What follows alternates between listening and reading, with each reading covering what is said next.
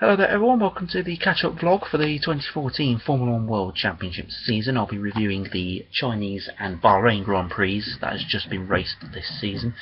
Also, I'll be talking about the F1 news, which has been going around the paddock in between those races as well. So we start off with the Bahrain Grand Prix.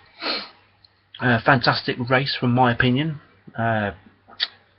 Lewis Hamilton fully deserved that race win. Well done to him, and also well done to Nico Rosberg on his second place. But massive congratulations to Sergio Perez, who came home in third place, getting his first podium of the season. He is, I believe, it's his fourth of his career. I think it was 3 with Sauber. I'm not sure if it was 3 with Sauber. It could be 2, but he did get some with Sauber and 1 with Force India. What does that say, McLaren? On Perez's half, I think that means they're not good enough really to give Perez a podium. He's got all his podiums with teams that weren't in a McLaren, so yeah, it's not looking good for McLaren, is it? They had a dreadful race in Bahrain, dreadful race in China. As a McLaren fan, can't say much. But yeah, the teammate battle between Lewis Hamilton and would say pressured. That's the word I'm looking for. It's pressured, isn't it? When it's teammates on teammates. I mean, we've seen it before in Formula 1, teammates on teammates. I mean, Sebastian Vettel and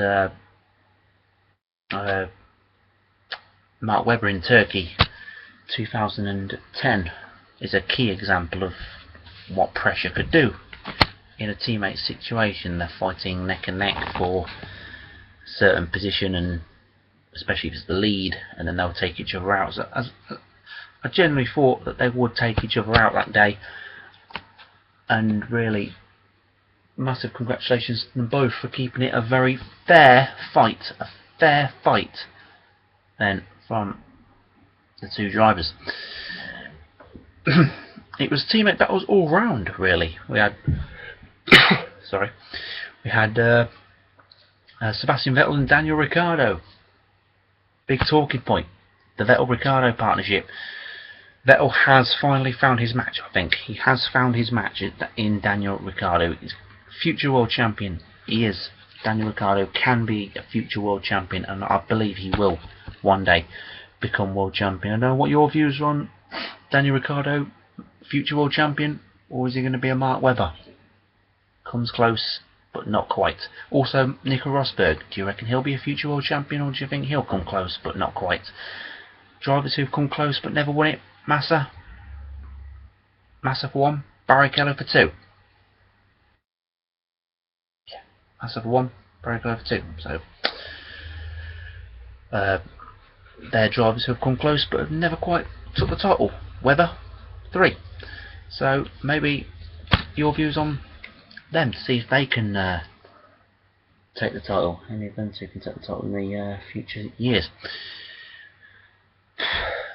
Hulkenberg and Perez, another good partnership at Force India. I reckon them two are going to have a huge fight for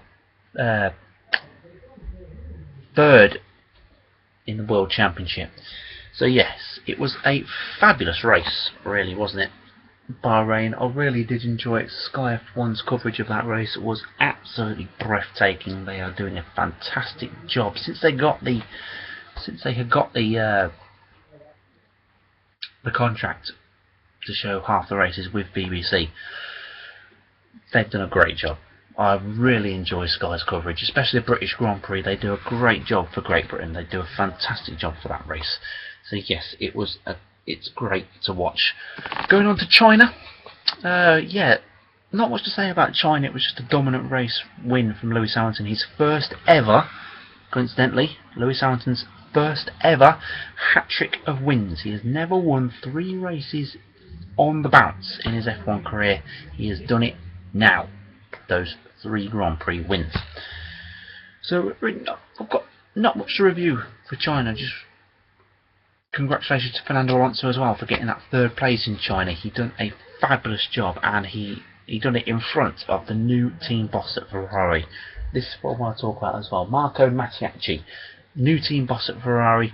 He his job beforehand, I believe Sky F1 said it was Ferrari Sales North America or something. It was something like that.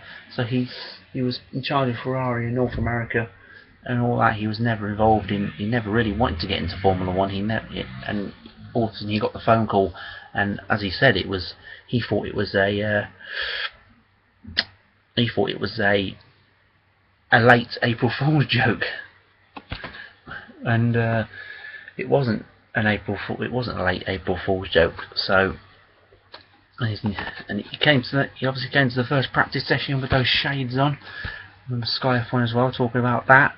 Ted Kravitz thinking they were surgically stuck to his head. So yes, that maybe Ferrari will get back to the way they used to be. They have to get back to the way they used to be, because, as they say from Ferrari, it's first, no less. First, no less. Second, third, fourth, or fifth, or sixth, failure. Second, failure. That's what it is in Ferrari. That's what it always has been at Ferrari. Ron Dennis of McLaren, he's always said, second place is first of the losers. There we go. Going on to Red Bull. Now this is a very, very interesting story. Red Bull versus McLaren first. Who will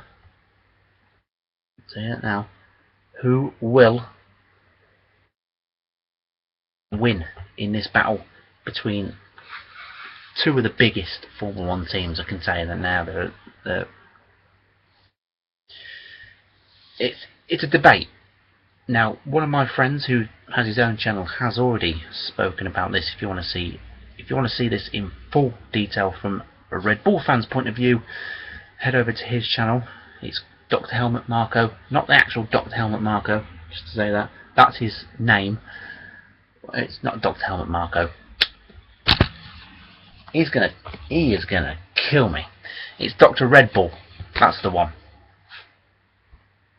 I want to apologise to my mate there, Dr. Red Bull, not Heart Helmut Marko, but he's a big fan of Helmut Marko, and I'm scared of Helmut Marko. That's all I'm going to say. Right. Yes. Now, it's interesting because it's between two aerodynamicists. It's Peter Prodromou and Dan Fallows.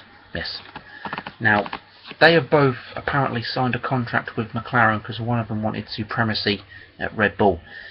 They both signed this contract at McLaren thinking they were both going to get supremacy at McLaren. One of them is going to get supremacy at McLaren, but which one is it?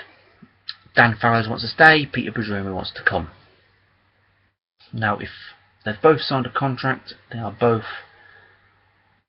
have to work at McLaren, whether they like it or not. It's their contract. The only way that Red Bull can keep him now is by buying him out of his contract, which at the end of the day would cost Red Bull money.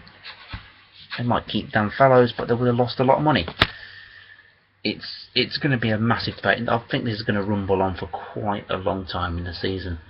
And there's not much we can say about it now, not until we get more news on what's happening between this big fallout. It's really virtually Ron Dennis on his own against three people who have massive sources in the world. We've got Dietrich Mateschitz, also Dr. Helmut Marko, and Christian Horner. My opinion is Dan Fallows is going to stay at Red Bull, and Peter Prodromou is going to come off his gardening leave early to sweeten the deal, really, to keep Dan Fallows at Red Bull.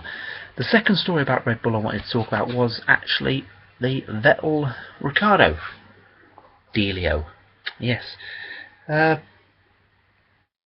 has met his match. I've said that before. I said that earlier on. Vettel has met his match in the teammate challenge, really.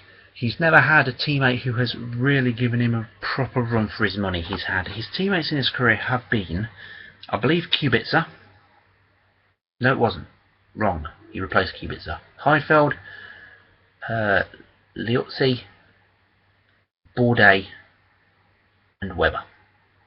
They've been his 4. Sorry, I'm left-handed. That's why I can't do that. 4. See, weird. That's dodging. That's because of my bad hand. Because I'm left-handed. But yeah, he's never had a teammate who's properly given him a proper fight, who has beaten him in the championship before.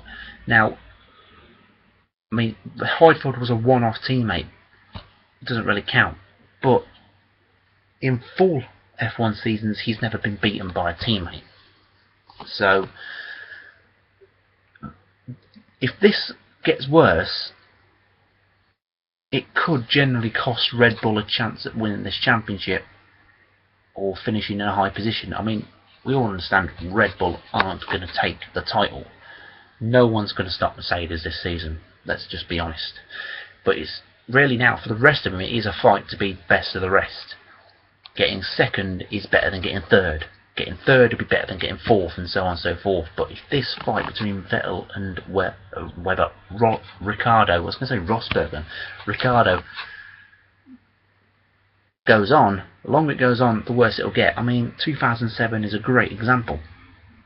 Alonso and Hamilton kept fighting and kept fighting and kept fighting, and it ultimately cost them both the World Championship. Kimi Räikkönen stayed out of trouble, behaved, and what do? He won the title. So, it goes to show you need to really be behaving in teams.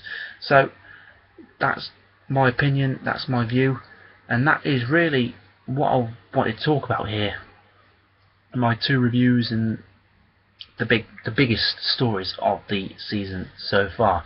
On the 1st of May, I'll be bringing you a special vlog, so watch out for that one, and I will be back the week before the Spanish Grand Prix to preview the Grand Prix at Barcelona, one of the all-time favourites for most Formula 1 fans. So thanks for watching. Remember, 1st of May will be my next one.